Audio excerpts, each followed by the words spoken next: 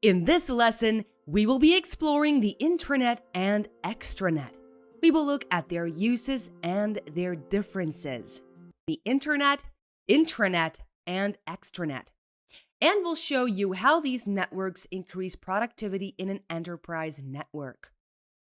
We will also explore virtualization and its benefits and introduce you to automation as the future of technology. And you'll see how encrypted information, traffic, is sent over the extranet network. So lots happening here. Let's waste no time and get cracking. There seems to be a lot of complexity associated with the term intranet. It might be simply because the terms internet and intranet are so similar that if they're not used and pronounced correctly, they can cause great confusion. So we're going to look at the concept of the intranet more closely here. We'll talk about the logical setup of an intranet and look at some of its benefits. So, what is the intranet? In the simplest terms, the intranet is a private network often used by organizations. An intranet would have been created for a specific organization for the sharing of data and resources and the use of collaborating tools, along with various other computing services within the company's network. Users outside the organization are not able to access it. So now we know what an intranet is. As you can see from the diagram, an extranet, which we will talk more about later in this lesson, is an intranet that is accessible to some people from outside the company. But more about that a little bit later. We probably don't have to explain the internet, but we will do so because of what we said earlier about it often being confused with an intranet. The internet is a global system of interconnected networks. We will go into all this in more detail a bit later. So how does the intranet work? The intranet operates in the same way as the internet, using the TCP/IP protocol stack to establish communication. But clearly, only the employees of the company would have access to the intranet network. In a modern intranet, documents are transmitted easier and faster because they're stored within the organization's network. Employees can create profiles, share comments, and post comments within the network. When it comes to the intranet, it is vital for an organization to carefully consider the nature of their business before setting up this system. While it is designed to provide a secure collaboration between employees who may need to share sensitive or private information, it can pose an information security risk if it is hacked or damaged. Here is a diagram summarizing how the internet works in a neat nutshell. So basically, an intranet helps big organizations to communicate efficiently. The intranet is used to communicate in three main ways in a company: as a collaboration platform, internal web platform, and a distributed platform. The word collaborate means working with someone to produce something. Because of the intranet's collaboration platform, users are able to publish content and collectively manage tasks to achieve their goals. They do this by using software such as Slack, Trello, Microsoft Teams, Google Docs, etc. Now let's have a look at a real-life example of this. A manager has given a task to a team of 4 people.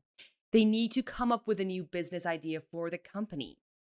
Each member of the team has to compile research on one of these business areas: current business to business, B2B, business to consumer, B2C, consumer to business, C2B, and consumer to consumer, C2C models of business. Now, the easiest way for the team to communicate efficiently on this task will be to run one of the collaboration software programs mentioned earlier on their private network, intranet. This way, they will be able to share their different resources in real time. Due to the nature of the intranet, companies can host their own private web server that is only accessible to the employee. In this platform, employees can be updated on the changes in the company. There is one-way publishing. although employees can interact with the use of comments, likes, hashtags, etc. A good example of this would be news feeds, where employees can publish different articles, journals, etc. Companies often use the distributed platform to manage the centralized user database. Companies like Amazon and Facebook, for example, need to keep track of different running applications that are being used within the company, who has access to them. So, by using a directory service such as Microsoft's Active Directory, companies can manage the phone directory and access control system, among other things. Big companies make use of the intranet because it offers various benefits. Now, these include accessible information. With the use of a content management system, CMS, and document management system, DMS, employees will be able to host, share, and even collaborate on different documents needed for their day-to-day task. Okay, next we have globalized connection. In big businesses, there is always the need to keep teams informed. Employees working on different tasks can update their process in real time. They can also search for other employees across all geographical locations and view their job title, skill set, and other information about them. It's almost like having a form of Facebook within the company network. Then we have Spring Framework Lifecycle. Businesses can plan projects with the use of CMS and DMS to deliver exceptional results and meet high turnover rates. Okay, here follows some more benefits. Mapping employee engagement. Most big businesses usually measure employee engagement to optimize business performance. Some companies use integrated survey tools to measure their employees' Net Promoter Score, ENPS, and use this information to segment staff into promoters, passives, and critics. An example of a typical ENPS question is, on a scale of 0 to 10, how likely is it that you would recommend this company as a place to work? Then we have security. Security is one of the most important benefits of the intranet because all users have to be in the company network to be able to access any company resources. This eliminates the chances of an intruder in the company network. We'll talk much more about this later in the course. The extranet is simply just a modification of the intranet, in that the entire intranet is connected to the internet with the use of a wireless LAN controller to the ISP. Basically, the extranet is a secured private network designed for an organization which leverages the use of internet technology to maximize effective communication. It benefits both employees within the company and others working remotely who are able to connect to the company's network. Here's a clever diagram showing the link between an intranet and extranet. You may want to snap and save this diagram to examine more closely later. Alternatively, you will find it within the summary notes for this lesson. Did you know some businesses use their extranet as a customer portal to enhance customer relations? A portal is a gateway or window that allows users to interrelate with a company's systems and applications. The extranet is often used when remote work is promoted by companies, such as during COVID-19. Employees connect to their company through the internet via the organization's portals. Do you remember Lesson 4 when we spoke about WANs, wide area networks? It's that. It's when someone working on a remote site can access their company's network through the company portals anywhere there is internet connectivity. Clearly, the introduction of the internet to the intranet brings a whole host of further benefits, and we'll look at those just now. So how exactly does the extranet work? As you can see from the diagram, when company employees are given end devices such as laptops and smartphones, a VPN, virtual private network, is configured on these end devices. When the employee connects to the extranet, every packet is encrypted by the VPN, virtual private network. When the packet arrives at the company network, it goes through a decryption process before it arrives at the intended destination. This decryption process is carried out by the IPsec. So what exactly is IPsec? IPsec is the abbreviation for Internet Protocol Security, a secure network protocol that helps authenticate, encrypt, and decrypt every packet of data provided to communicate between two devices in a network.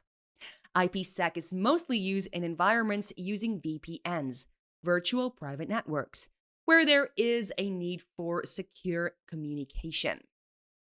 Basically, IPsec establishes a VPN tunnel to transmit a secure packet using end-to-end encryption.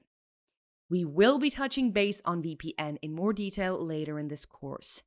For now, our focus is on IPsec. So let's now look at some common features of IPsec. When it comes to the use of IPsec protocol, there are 4 fab features. They are confidentiality. Companies use the IPsec protocol due to the fact that it protects sensitive information. For example, in the case of a network attack, any packet that is captured by a hacker will be all encrypted so that the details of the packet will not be visible. Then we have integrity. Every packet is scrambled using the mathematical hash function. The encrypted packet then travels between the employee network and the internet and extranet and is only decrypted on arrival at the intended receiver. Then we have authentication. Before an end-to-end secure communication is established, both the sender and receiver need to authenticate their access before the VPN tunnel is established. This is often done with the use of passwords, biometrics, or two-factor authentication. And then we have anti-replay. When an encrypted packet from an authenticated user is captured and a hacker tries to resend the explicit content in the packet, the VPN will drop it. As you can see in the diagram, the IP packet has different segments that help to ensure it doesn't resend captured packets. This is done with the use of sequence numbers in the IPsec authentication. Basically, any duplicated packets will be dropped and not sent through the VPN. So to summarize, the extranet basically has exactly the same uses as the intranet. Employees will be able to enjoy the same benefits and more when they switch to the extranet. In other words, when they introduce the internet to their existing intranet using a VPN. Here is a useful table comparing the 3 networks we've just been speaking about. Now, from a cybersecurity point of view, take note of the differences in terms of the last 3 rows: accessibility, information sharing, and owner. Again, feel free to snap and save this for later, or you'll find it in the summary notes. Due to the rapid growth of technology, companies were constantly looking for a cheaper way to fully use the resources of their computer. This gave rise to the idea of virtualization, creating virtual or software-based alternatives for computer hardware like servers and networks. So what is virtualization? Virtualization is the process of creating simulated or virtual computer environments as opposed to physical environments. This is done by creating a partition on the physical hardware component to run 2 or more virtual representation applications or operating systems. And it is used to boost efficiency and reduce costs. As you can see in this diagram, more applications are able to be created from the existing hardware in place. With virtualization, there is no wastage of hardware resources in the system. Every piece of hardware is fully utilized. When exploring virtualization on systems, you will notice some common characteristics. These are the following. Partitioning. Partitions are created for the computer to split its original resources with the virtual ones, so that multiple virtual operating systems can be launched on the physical machine. Isolation. Because of partitioning, any fault or security issue is isolated at hardware level, so other virtual representation applications will not be affected. If there is a security issue, only those specific running virtual applications will be affected. This obviously saves everything else from being corrupted. Then we have encapsulation. A virtual machine is basically a software container that holds bundles of applications. For example, a collection of virtual hardware resources, as well as an operating system and all its applications. By saving the entire state of the virtual computer to the allocated hardware file, encapsulation makes virtual machines incredibly portable and easy to manage. There are many benefits for companies, particularly big businesses. They will enjoy the benefits if they opt for virtualization. Now, these include the following: increased scalability. Imagine a scenario where an employee needs to use both a Linux distrusted operating system, Ubuntu for example, for administrative work, and her MacBook for other tasks. The company will simply implement the use of virtualization to run the Ubuntu on the MacBook. So she will be able to operate both operating systems on a single device rather than having two computers. It is cost saving. Implementing virtualization on a single device is always a cost saver. And of course, this can be rolled out across the whole IT department. Increase performance. Virtualization enables companies to maximize performance by fully utilizing the resources of the existing hardware rather than acquiring new equipment. And then minimize downtime and improve disaster recovery. Virtualization enables companies to create backups or clones of existing virtual applications running on their system, in the case of a failure on one system. The administrator managing the network can easily deploy the backed up or cloned system to replace the failed one.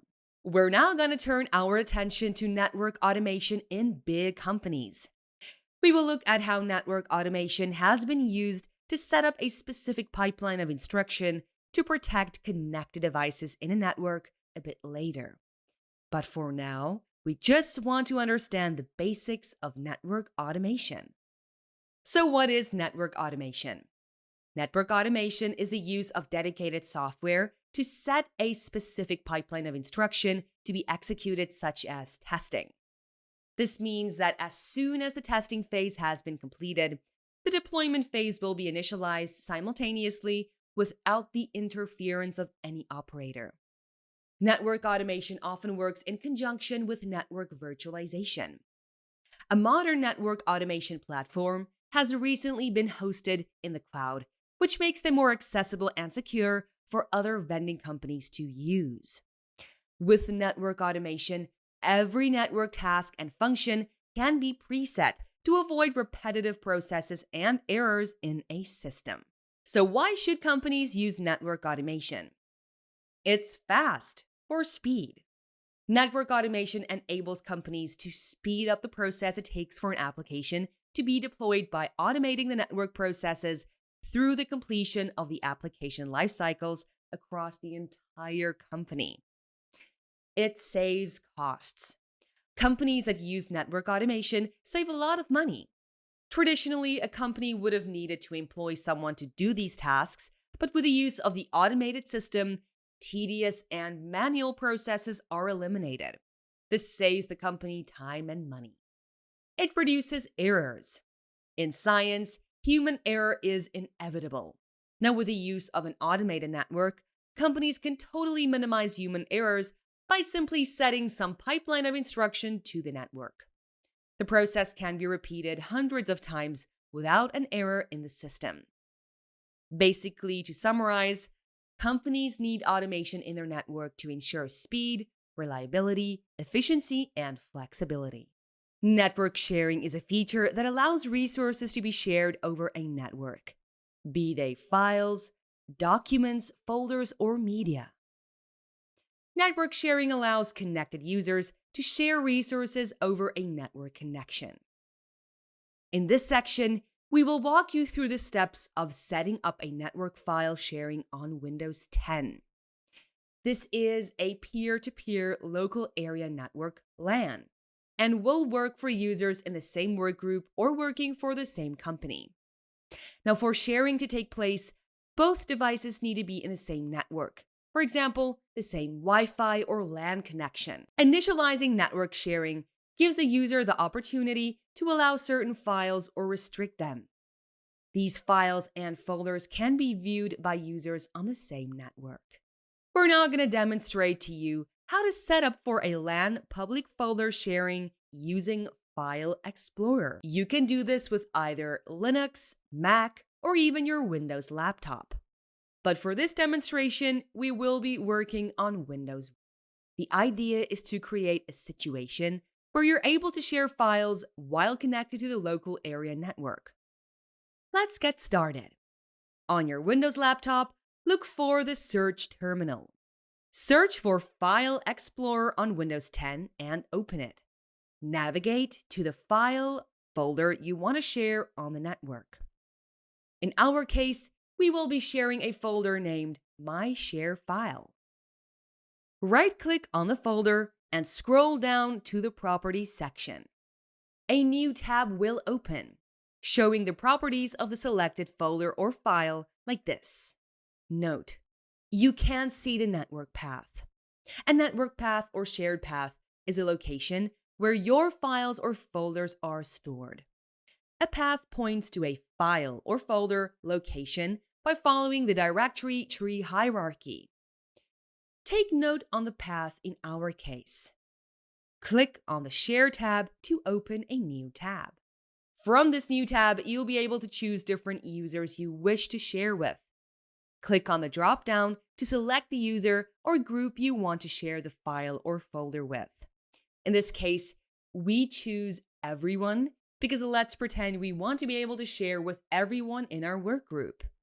Next, you need to give the appropriate permission to everyone. Now, at the permission level section, select the type of sharing permissions you want the folder to have. You can select Read.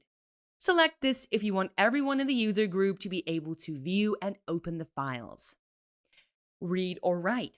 Select this if you want users in the same work group to be able to view, open, modify, or delete the content on the folder. Note the network path for that folder. Then click the Done button, and it is as simple as that. The process we've just taken you through may have you wondering how you create a home group or a work group on a laptop to share files with, or how you join a home group or work group to get files that have been shared with you. So let's walk you through that process now. Okay, follow these steps. As you did before on your Windows laptop, find the search terminal. Open it, and you should see this. Click on Network and Internet and select Home Group. Select the folders and files that you want to be able to share. For example, pictures, videos, music, documents, printer, and devices from the list. For files or folders you don't want to share, select the Not Shared option. Click on Next, and you will see this. The last part of the process is to save the password. Anyone in the workgroup will need to use it to access the files shared. So now you know how to create a home or workgroup. So let's show you how to join one. Repeat the same first 3 steps as for creating a home group. Open the control panel, click on Network and Internet, then scroll down to the home group. Choose Home Group. You will be invited to join now. Once you click on Join Now, don't forget to enter the saved password. And that's it. And for the lab exercise, I'm actually going to show you how to carry out visualizations using your own personal laptop. So we can also create visualizations using cloud components. So what that means is literally on the cloud, you can actually create partitions and host virtual machines on the cloud, which will still be exactly the same as you actually have it on your personal laptop. But the only difference between those two processes is the cloud platform is paid. So basically, we can actually see on Amazon and Azure, we can actually host virtual machines. But the only problem is that they will charge you for actually using those platforms. But in this process, we are not going to be paying any fee. We're just going to be installing a software called VirtualBox on our personal laptop. And this will enable us to run different sorts of virtual machines on our personal laptop by sharing the hardware resources on our laptop. So to get started, first we're going to need a software called VirtualBox. So to get to that point, all you would need is a laptop and the internet.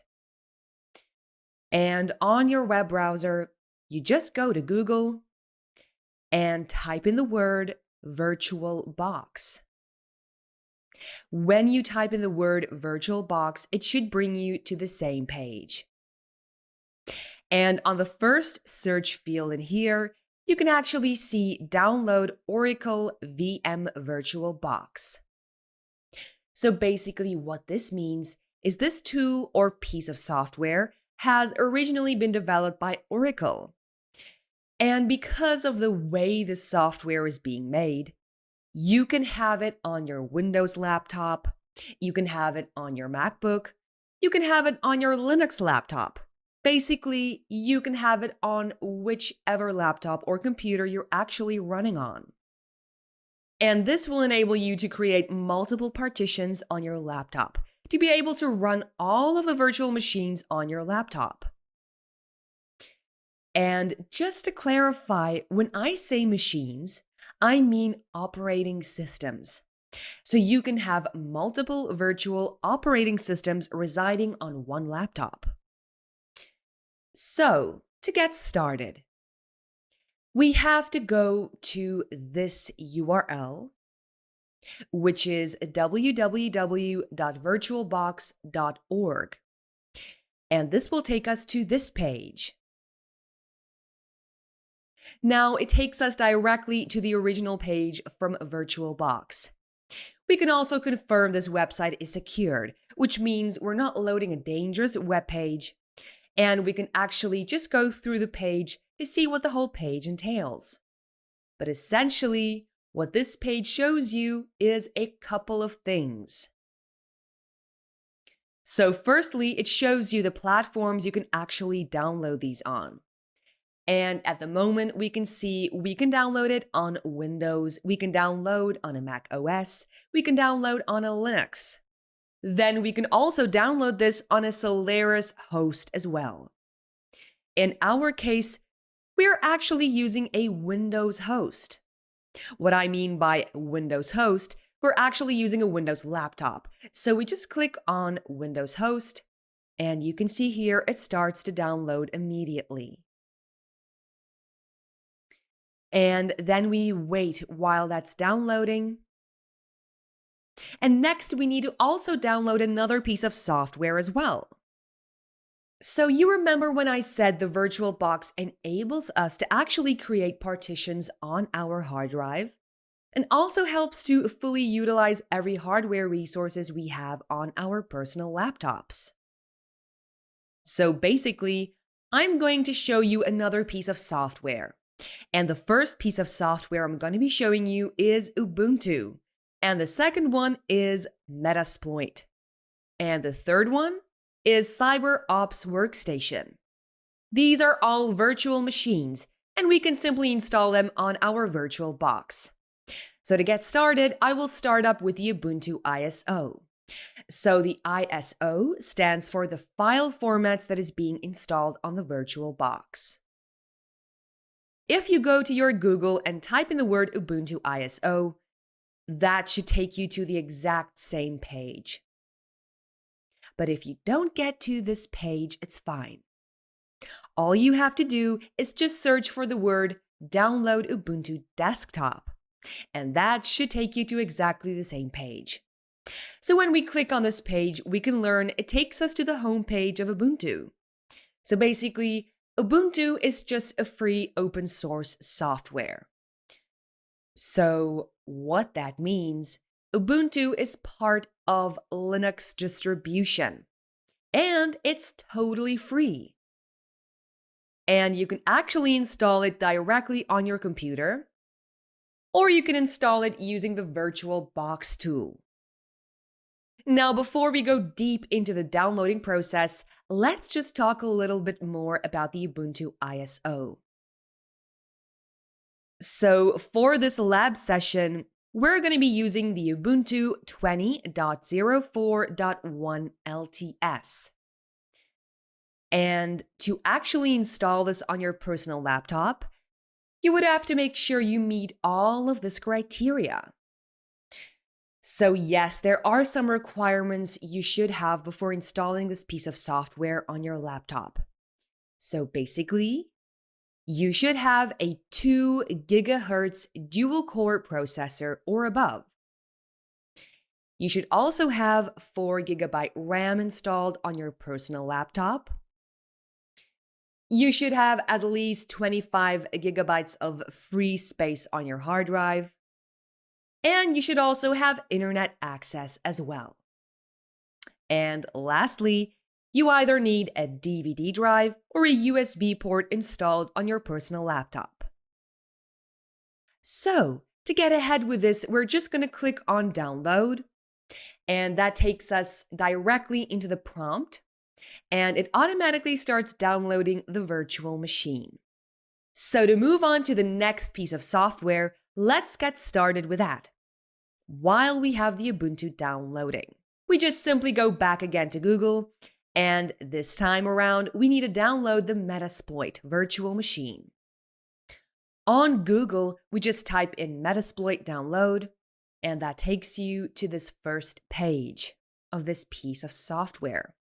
The software has been made by Rapid7. Now, if we actually scroll down to the middle of the page, we can see what Metasploit actually is and what it is used for. In simple terms, Metasploit is intentionally being created to contain a lot of malware and vulnerabilities. This way, students can actually install Metasploit on their virtual machines and run different practical sessions exploring and exploiting those vulnerabilities. And at the end of the day, this is a way of teaching students to see the common vulnerabilities they have in systems. And at the end of every practical session, we will be carrying out what we call an incident report. So with the incident report, we will be documenting every report we have, every vulnerability we've encountered while on the lab session. And this way, you get familiar with actually writing incident reports. And when you actually get employed by a company or an organization, you will find it much more easier for you to document your findings on different vulnerabilities.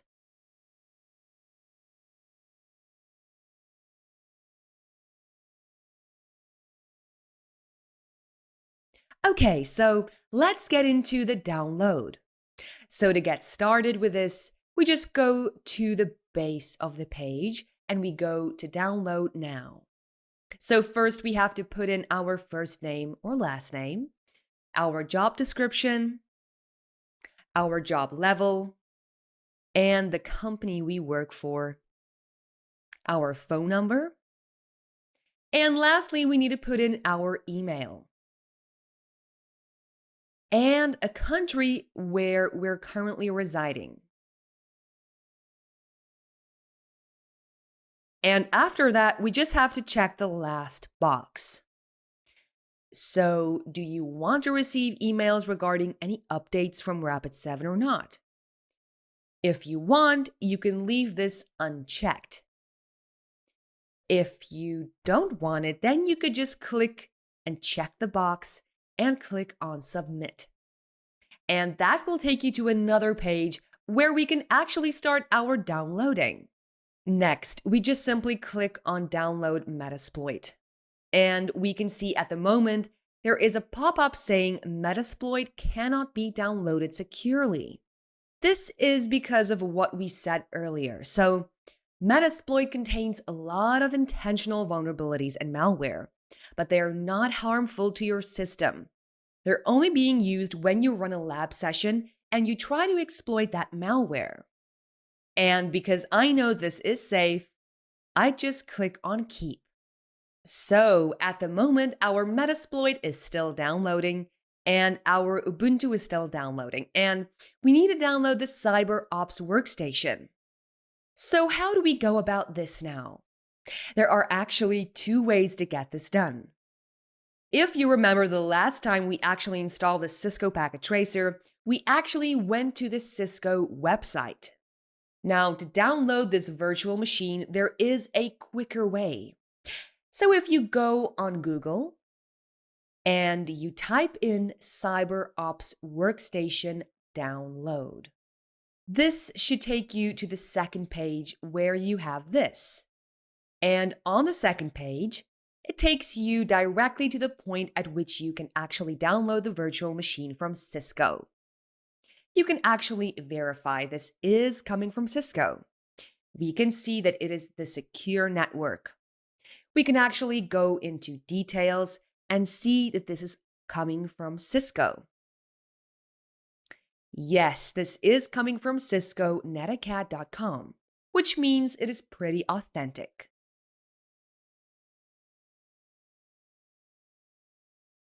Now, if we scroll to the midsection of the page, we can see from the first questions being answered, there is a reply saying, I found it. And there's a link to the actual file for the CyberOps Workstation virtual machine. So basically, you could just simply click on this and automatically you can actually see it starts downloading the CyberOps Workstation virtual machine. So at the moment, I am done downloading all of the files I need and all the software they need. So I've downloaded the VirtualBox. I've downloaded the Ubuntu ISO from my VirtualBox. And I have downloaded the Metasploit virtual machine as well. And I've also downloaded the CyberOps Workstation. So let's jump into the installment process. So now I just go to the folder where I actually have to download downloaded files. And I will start with the VirtualBox because all of the software is going to be installed in the VirtualBox. So naturally, I would go to the VirtualBox first.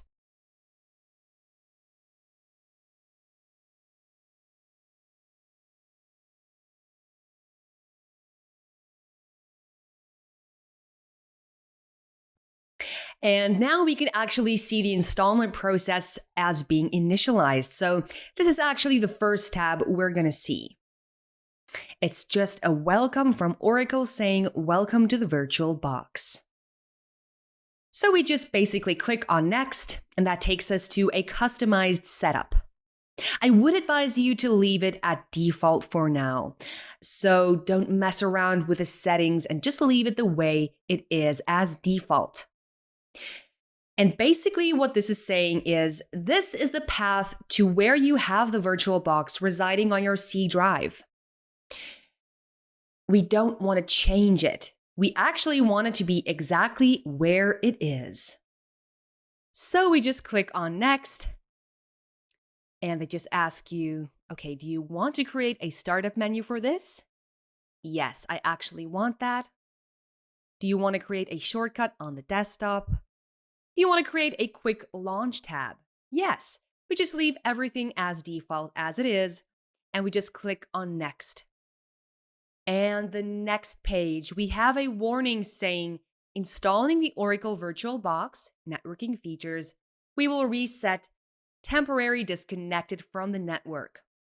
Well, you don't have to worry about that because that wouldn't affect your connection at the moment. So we just click on yes. And are you ready to go ahead and submit if you are all ready to go? So once you click and install, and we can actually see the VirtualBox is basically installing. So I'm just going to put a quick pause to the video and let the installation process run. Oh, at the moment it's actually done. Okay, so basically we just click and finish and then let it start up. Okay, so now we have the virtual box and we can actually see it's running on our laptop. So when we click on this now, we can see we have GUI for our virtual box. So basically, the virtual box is just a piece of software that enables you to fully utilize the resources you have present on your local laptop. So what that means is that we could stack up different virtual machines and we can actually run multiple virtual machines simultaneously if we have enough processing power on our laptop.